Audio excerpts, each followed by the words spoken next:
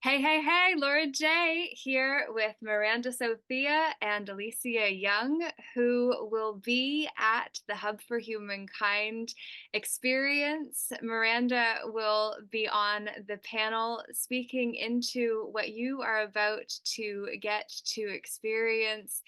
On May 12th, we recorded this before a meetup with the other panelists who are really coming together to offer an embodiment experience and to introduce you to who you have an opportunity to attend a workshop with through Camp Authenticity, which is where we're located.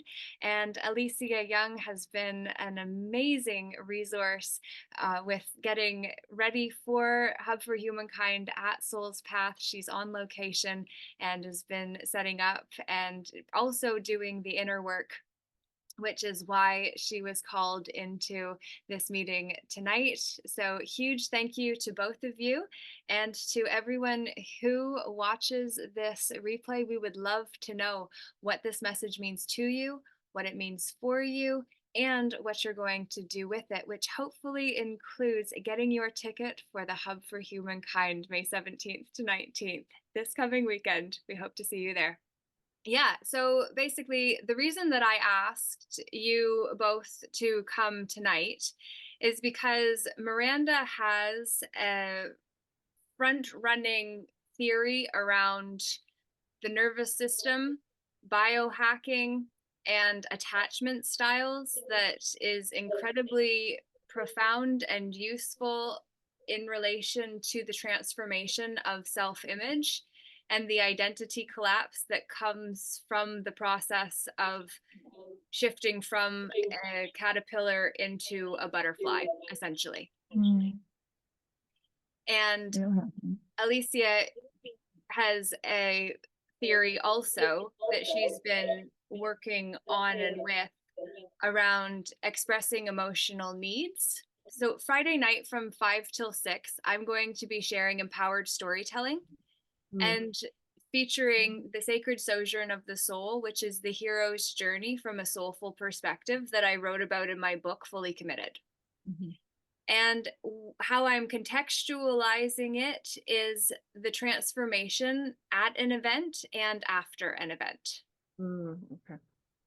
So, this panel on Saturday morning is going to be the emotional inner support, Mm. structure, and availability of those who will be presenting on topics that will trigger uncomfortable emotions, and then helping them be able to self-regulate, which was what the psychiatrist personally guaranteed me I would fail to be able to do when I was trying to get myself out of being a prisoner. So the ability to self-regulate is an incredibly valuable tool that I want people to understand without having to go through what I did to stand strong despite a professional's opinion and personal guarantee. Mm. Cool. Yeah, so the first thing that comes to mind as you're saying that is um just kind of this like self-curiosity and the self-exploration around the difference between self-regulation, self-soothing, and management skills. So, or like our state management skills. So self-regulation is actually something that we don't develop on our own. Self-regulation is developed through co-regulation as young ones.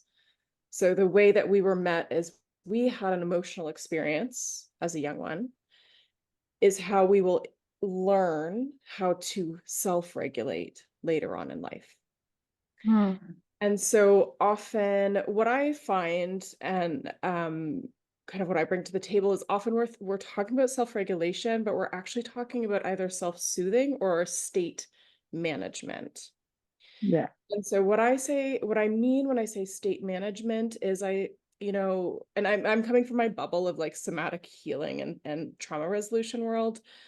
So this may not land or resonate or be true for everybody, but because it's becoming a little bit more popular and it's gaining momentum, which is exciting, There's a lot of stuff around like doing cold plunges is going to help you self-regulate, or doing this specific breath work is going to help you self-regulate, or putting your hand here and here is going to help you self-regulate.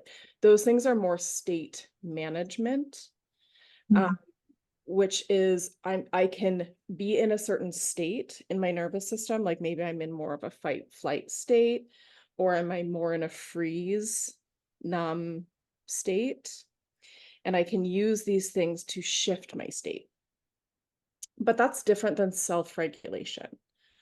Self-regulation is I have a wave of experience that comes up, and there's another set of wiring that is developed within me that comes with the emotion, that can be with the emotion, relate to it, and allow it to move all the way through into integration. And then I can receive the information from that emotional wave. And then I can take action once I come back into a regulated state. I can take action based on the information I received from that state. And so an emotion has the same function in our body as like pooping or farting or yawning or burping. It is a way that there's something moving in our system that needs to either be released or metabolized or expressed in some way. And what we can also sometimes do with emotions is we can create a space where we say, okay, we're going to go into the emotion. Which I love the idea that we are like normalizing having emotions, because it's literally like being like, I mean, it's kind of funny if we looked at it from a higher perspective of like, if animals were looking at us and they're like, what, they're having a workshop on like how to like normalizing pooping, that like your body's supposed to poop, like that's what we're doing from a higher perspective. Right. But so yes, we need to have these conversations in more spaces where we can just like, yes, emotion is a thing that a human body does. It's a function of a human body that helps bring us back into homeostasis. And what I find that can be missing, the missing piece, is when I mentioned I can have a wave of emotion, and at the same time, there's a part of me that is aware and with that emotion all the way through. And that is the thing that develops through co-regulation. So there's a phrase, I've been saying this like daily for the last few weeks. I keep doing it. I need to look up the proper quote. So I might not be saying the proper quote, but it's that neural pathways that fire together, wire together. Right? So here's my synapse in my brain that says this is where I go when fear arises in my body, or this is where I go when anger arises, or where I go when grief arises, and there's many more.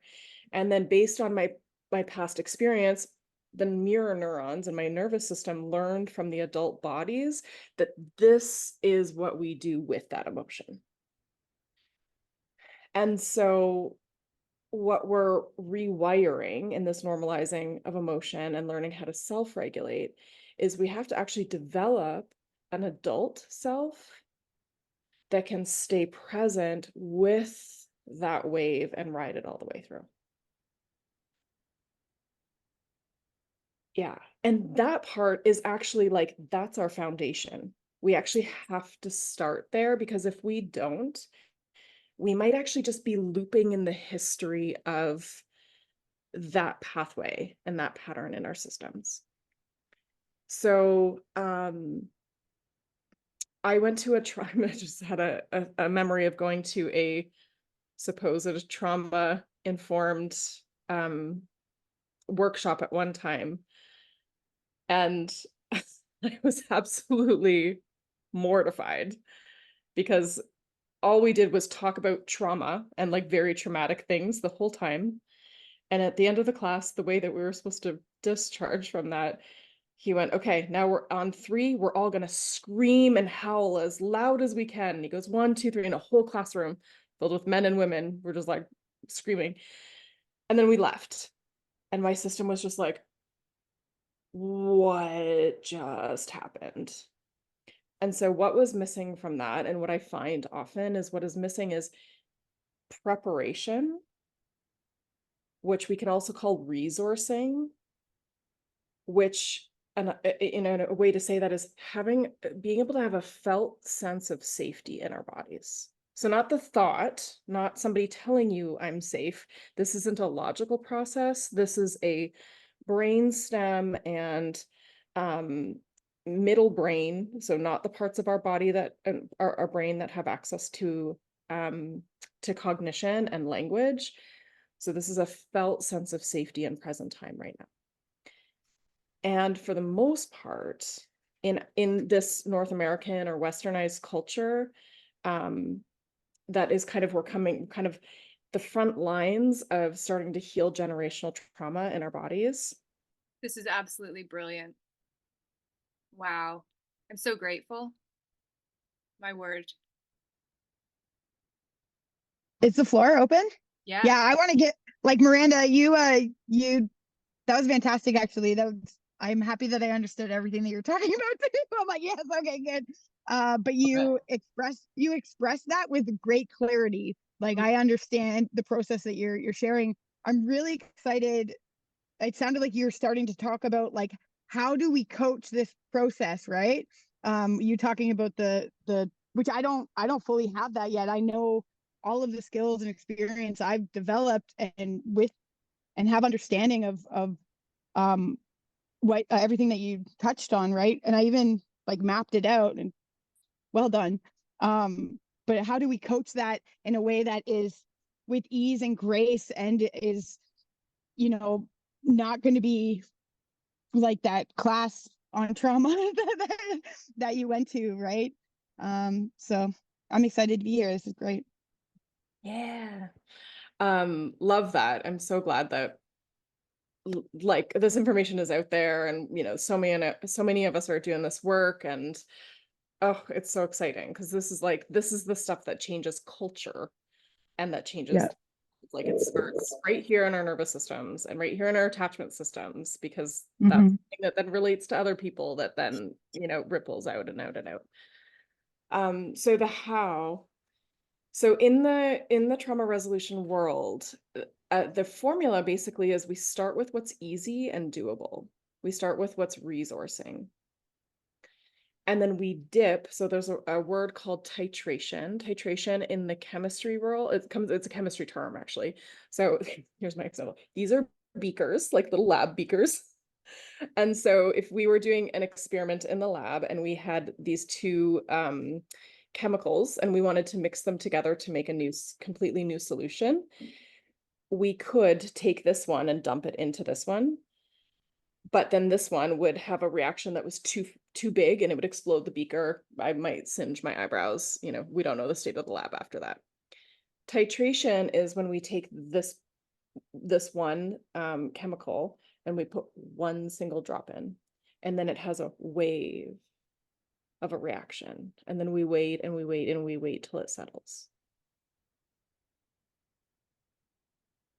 And then we put another drop in, and same thing.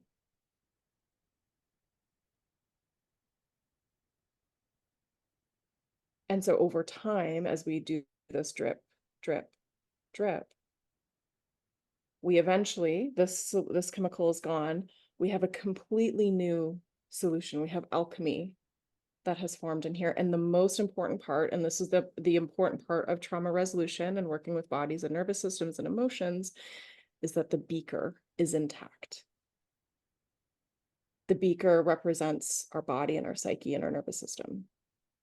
So when we go too fast and we do too much, we risk blowing out our nervous system, which actually might be a repetition, or what's called recapitulation of a history of something being, because this is what trauma is in our body. Trauma is when there was an experience that happened out there or didn't happen out there, such as, you know, emotional connection or neglect or abandonment. And that can be, you know, it doesn't have to be like I was left on, you know, outside of my home. It could be my parents were working and nobody was available to be present with me.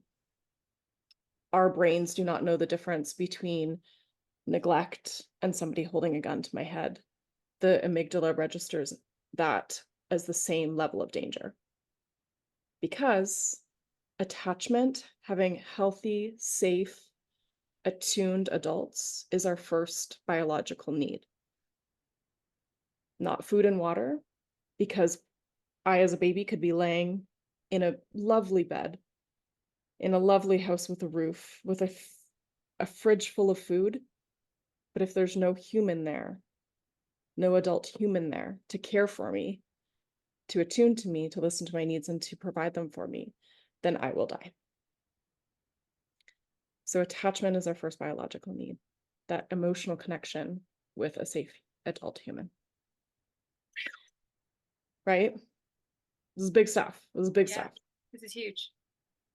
And so titration, when we are working with our emotion, we can sometimes be working with a part of ourselves that didn't develop past 1 month old. Right? I personally had the experience of being left to cry it out, and many people in our generation did. And what happens when little ones are left to cry it out is that their fight response is saying, help, help, help, I have a need, this is my way of expressing my need. And then the system, the body says, nobody's coming. Okay, I'm going to prepare for death. And so it floods our system with the numbing chemicals so we don't feel the pain of death. And so our system shuts us down into freeze. And that's a big piece of information. So I just want to pause and like really honor our bodies that might have even had that experience. And even as I'm saying that, I'm feeling my bum on the chair beneath me. You can hear the sound of my fireplace in my room here. And so for those listening, maybe you could also attune to your surroundings. We're talking about an experience that a body may have had, that the memory of that still lives and can communicate with us through our body. And so what I'm sharing right now is started with a lot of great things about how brilliant our body is, touched into this piece of difficulty, and then we can pause. And it's even helpful to look around the room and just notice anything in the room or outside that is pleasant for you. Objects, and you could even name them out loud or in your head.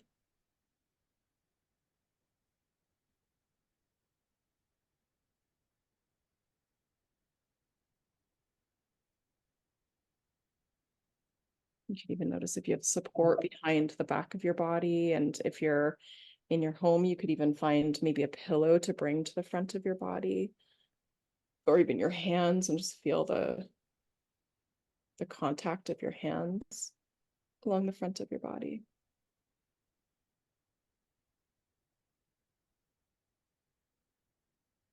Yeah. And so titration, we start with resource, we touch into difficulty, and we come back to resource. So we started with present time, we touched into a possible piece of history in people's bodies, and we're coming back to present time. And so for myself, as someone who's sharing this information or might be facilitating or supporting someone one-on-one in a session, my job, even when I'm talking about this stuff, is to be attuned to the other systems that are here. And my information that I want to share, the important thing is that the information that I want to share and the experience that I might think I want you to have doesn't actually override your experience that you're having right now.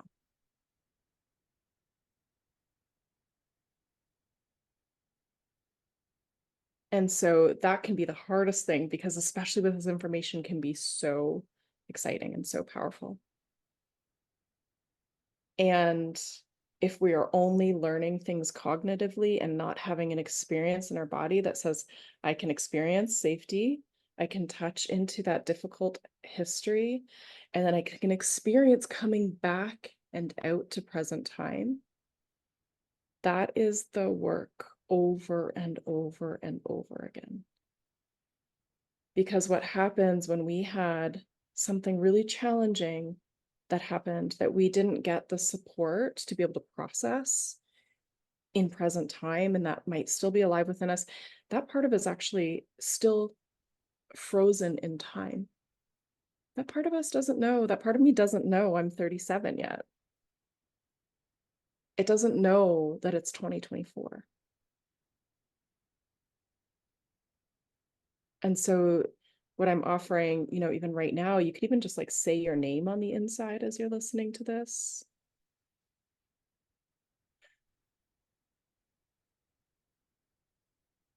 As you're listening to me talk, you could even notice what's happening in your body.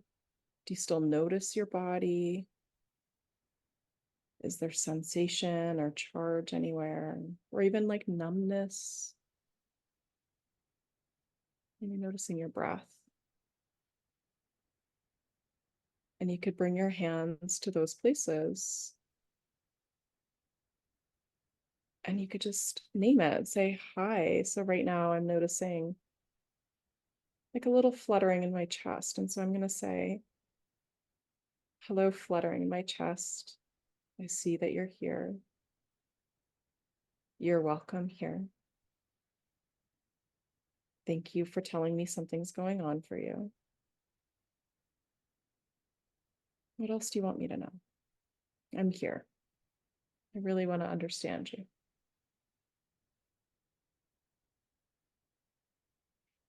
And then just in the same way that if someone had knocked on my front door and I'm like, oh, a friend is here. I look out and I say, a friend's here. Oh, fluttering in my chest is here. I'm going to open the door. Hi, welcome. Come on in. Oh, I see something's happening. Come sit on the couch, have a tea. What's going on? And then I'm going to sit back and listen. And so we get to practice these compassionate relating skills within ourselves.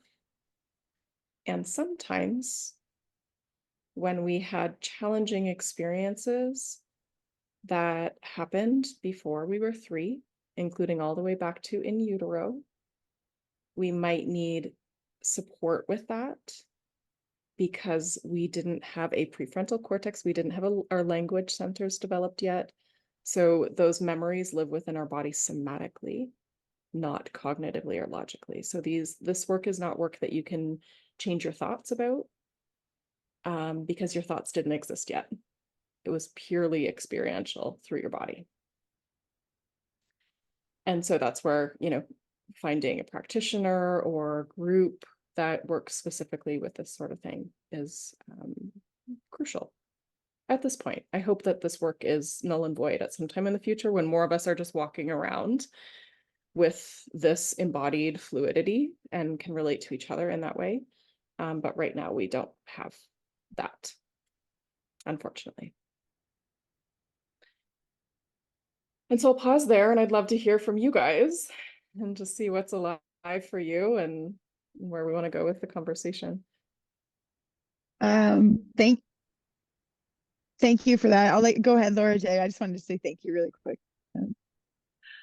Well, I am incredibly grateful as well. And that process is so necessary given the sleep coach industry, training parents to leave the child to cry it out and learn to self-soothe when what you identified was what I felt and just didn't know how to share a contrary perspective around the feeling of the child compared to what the professional coach says. So I really thank you for bringing this forward. And I also love the fact that you're willing to share this profoundly powerful information, and also desire to not need to be employed to teach it for the sake of us all.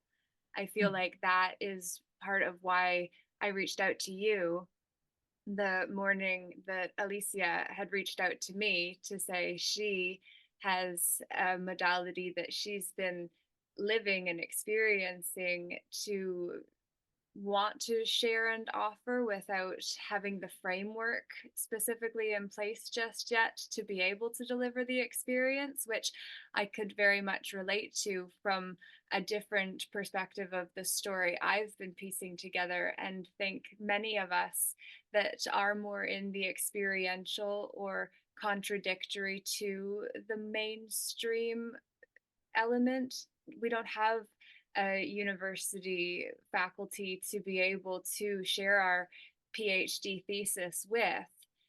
And so we have been struggling to figure out how to do it. And one-on-one is a slower process than to be able to have that panel of peers and experts to be able to run it off of, which is what I really hope to actually use this hub to create, so that we can come together and we can share out of the box alternative perspectives in order to improve our own ability to share the information we've put so much of our own energy grabbing the piece to the puzzle of from inside, and then being able to fit all of these pieces together, which you've done to be able to do what you just did upon demand.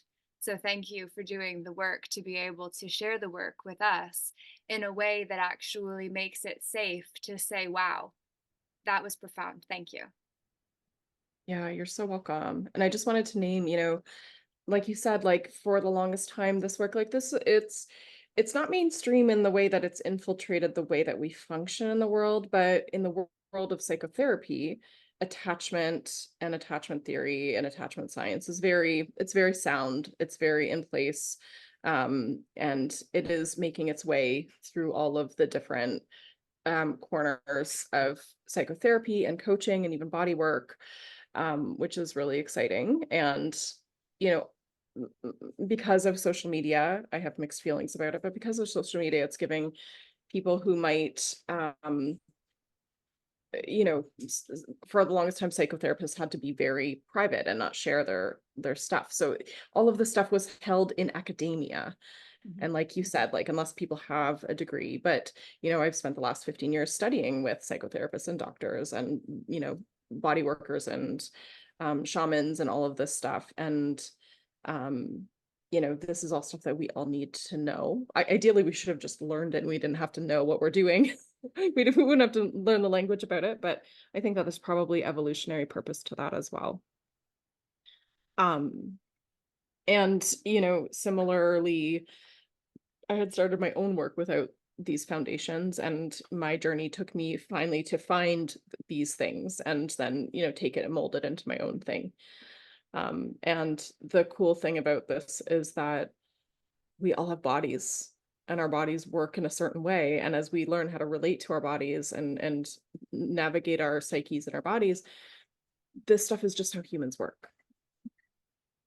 So, it's not like for the elite academia people, but they do tend to have found, they put together a structure and language around it, which is ever evolving and continuing to grow. Absolutely amazing.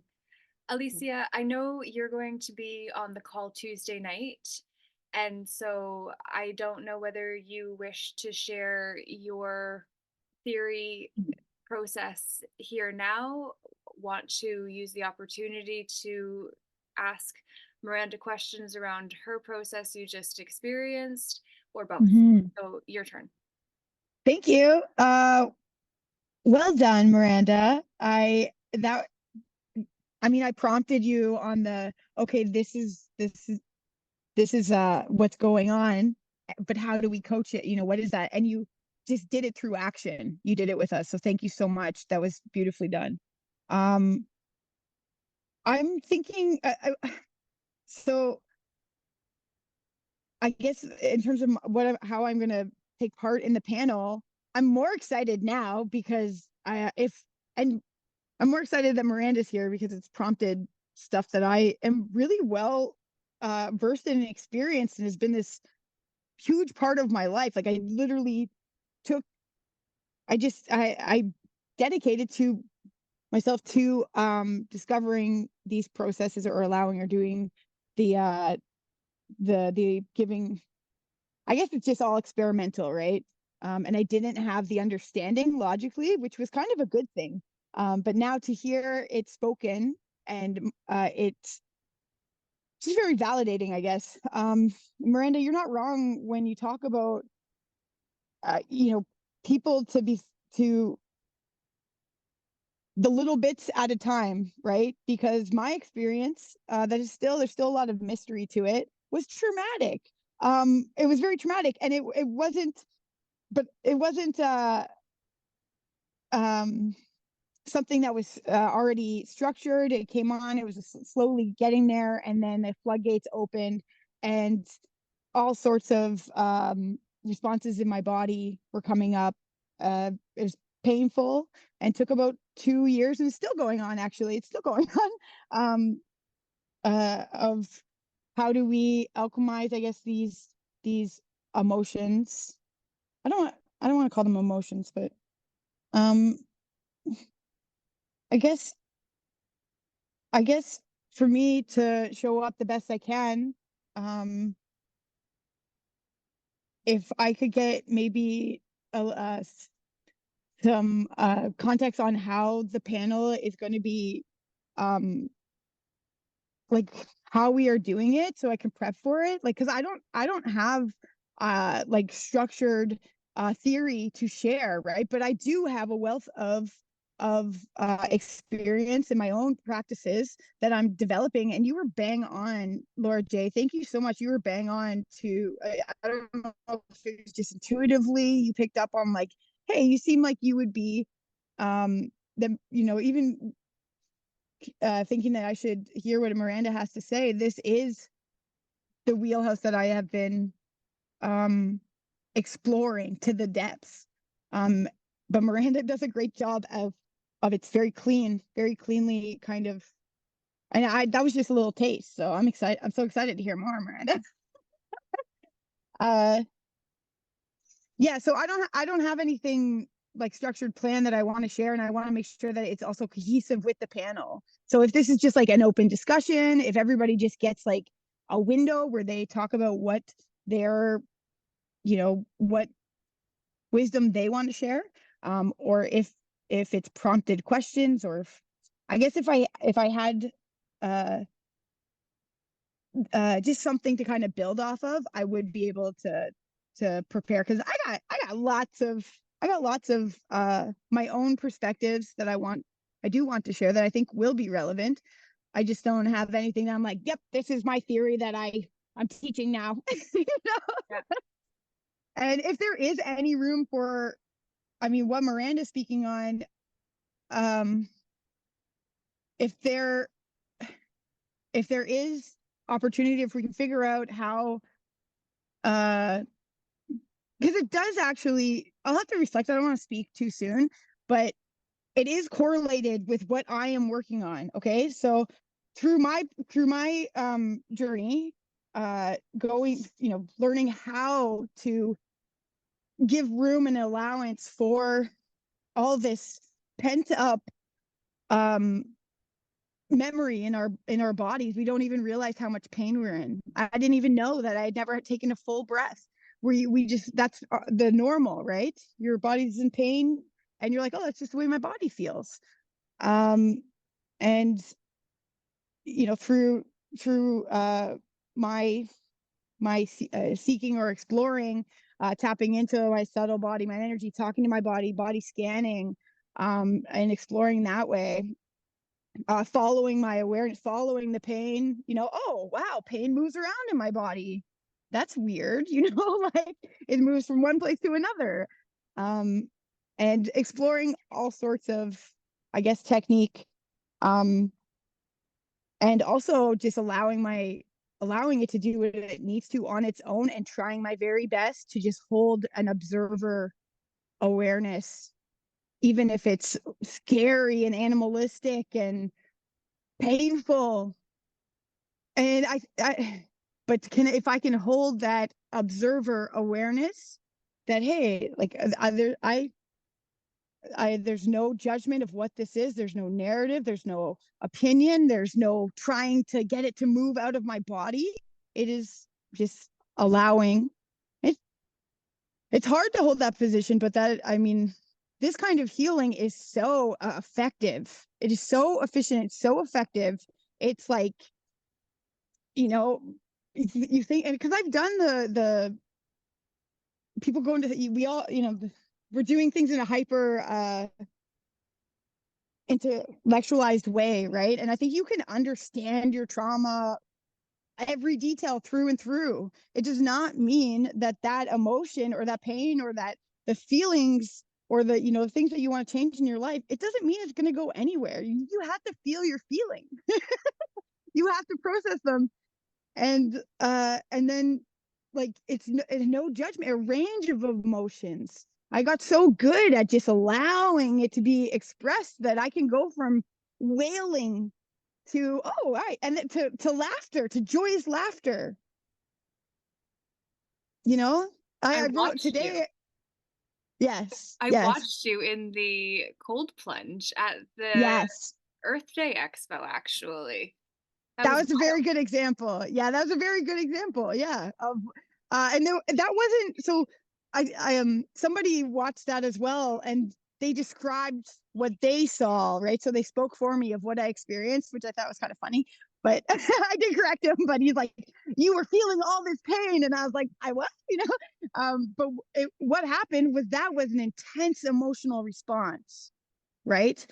But I allowed myself to stay in this. I allowed it to just be expressed and allowed it to happen. And so much so that I don't know what it looked like. It probably wasn't that pretty, but this intense just response that is not a, I guess, what do you call it? Like coming from a place of knowing. It's not, oh, I know what this is. I know what I'm crying about. No, this is just a natural response that is happening. And that was a great example of, I got in that water. I stayed, and so on the inside, we have this whole, I feel like there's just a whole ocean of experience internally that is going on. Right. So in that water, I'm like, you're okay. Well, how does this feel? What's going on? And it's not even so much physical, like it's some physical, but anyways, yeah, so intense emotional response, and then it feels so good. You feel so good afterwards because you've allowed, and there's no attachment to what that is, and did I do it right? You just know it's not something you need to know. So did I poop right? Did I fart right? Yeah. Yeah, right. And then, so I think it's the feelings that we're running from, the things that we subconsciously maybe don't want to experience or feel, that actually brings the best healing, and it's the quickest healing. And if we can figure out how to do it, like, with others, oh my goodness, Ermagers, like, I'm so excited for that. Yeah, that's what we're doing. Yeah, cool. Thanks. Sorry, I just want to interject just momentarily about the professionals providing support and help. I think the best help that we can offer is like that we are offering the knowledge and the wisdom of how we can do this ourselves, because we can do it. But yeah, literally you have all the tools that you need, right? So I'm really passionate about, like, steering away from thinking that you need something or somebody outside of you to figure these things out, but we can help totally. I think light bulb just went off too on why hearing Miranda, what she has to share, it does tie in on what I have been working on, what I express to you, and it's figuring out how to do this process of expressing and allowing and alchemy drip by drip in a way that we can still relate with others, so you don't have to just not like, move into the woods and not be able to be around others. So figuring out communication structures and changing our expectations and of each other, right? Because we all yeah, learning how to honor each other as individuals who are healing some shit, like we can't hold our shit and be like, pretend like we don't have to shit if we, if we do. And apologize for it and come up with an allowance to be okay with it. And it might yeah, it might be uncomfortable, or I guess for me, I've learned how to do some of the processes that Miranda was speaking on very well. The hard part has been learning how to do these things in an integral way. Well, I'm with others all the time and we have busy schedules. Like, that's what I want to figure out. How do we sneak this process into our day-to-day all the time, into our relations? That's what I'm working on. Absolutely. So, Miranda, I'm going to throw it over to you as a kind of wrap up, round out the call, because I want to keep this short and sweet for those who watch the replay as well, to know that the treat is coming. And this was a huge, more than an appetizer tonight. So thank you both for showing up, fully partaking, and being willing to share freely of your heart and also the art that you have developed. Yeah. Yeah. So as you were talking, the thing that came to mind was, as we talk about authenticity, there are two types of authenticity. There's the authenticity of what is happening and what's alive in me right now. And then there's the authenticity of who I am beneath all of these layers of things that my body holds, memories that my body holds. And so I think that's where, like, we can sometimes get a little confused about authenticity. And so I just wanted to presence that of authenticity is actually, there's two forms of it. The authenticity of who I am, if I didn't ever experience challenge, or and I had all my needs met, and we didn't come from generations of hardship and challenge that hadn't yet been processed, if my body vessel was clean and pure, and if I had an impulse to reach out to somebody, I could do that, and that impulse wasn't frozen. Or if I needed to feel something, or if my digestive system needed to digest food and assimilate it and release it, and there wasn't anything else that it was still holding on to and storing, so that the life force was able to go where it needed to go. So the authenticity of who would I be, or who am I? What is the blueprint of who I am within all of that? That's still there. It's always there. It's it's the metaphor of the cloud beyond the skies, or sorry, the skies beyond the clouds, the sun beyond the clouds. And right now, as I learn to do my own work and relate to others, I think that's kind of what I was hearing in your question, Alicea, is like, how do I live in the reality of this human body that's doing my work, that's can be quite challenging and confusing in a world that we don't have this like agreed upon language and understanding about this. How do I relate to myself and then relate to others at the same time? And what I love about somatic work is, as we're learning to be with ourselves in a body and be with an experience in a body, we start to learn a little bit of a different language around, I'm noticing right now. So, Alicea, I love that you mentioned the intellectualizing of emotions. So often we'll feel, we could say, I feel like I can't be with myself with that person. That's not a feeling, that's a thought.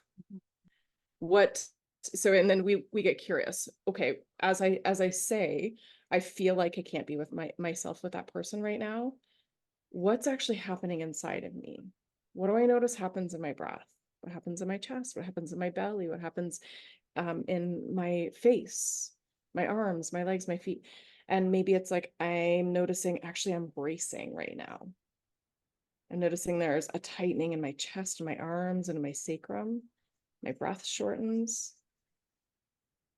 And so that's mine to do. That thing, that experience that is happening in my body, that's mine to tend to.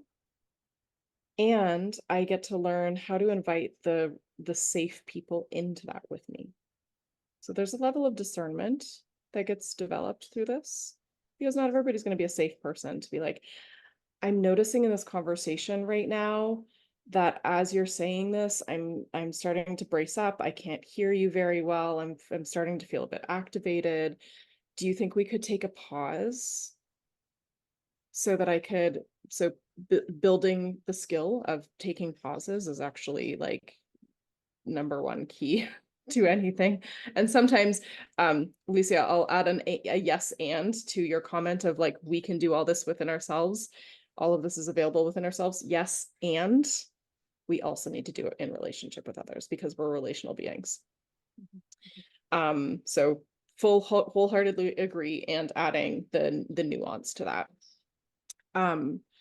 And sometimes that's not a safe person, and we need to say something like, actually, I'm gonna just need to stop you right there and end the conversation. So we get to learn how to be fluid and dynamic in what's in front of us and what's happening within us.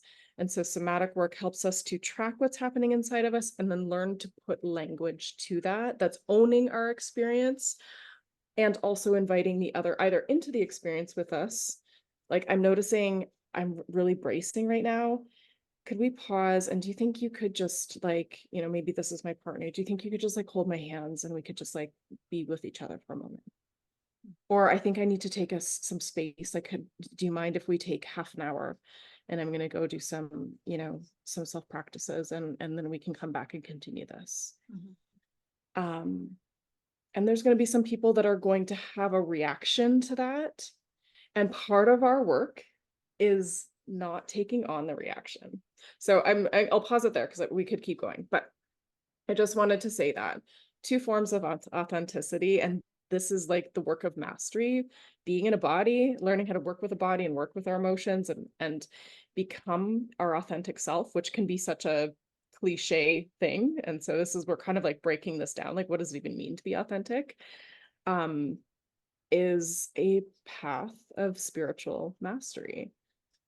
My teacher says, growing secure attachment within ourselves is a spiritual path of mastery. And that has been my experience. And, I think that this is like integrating our soul and our body is the work that we're doing right now. Amazing.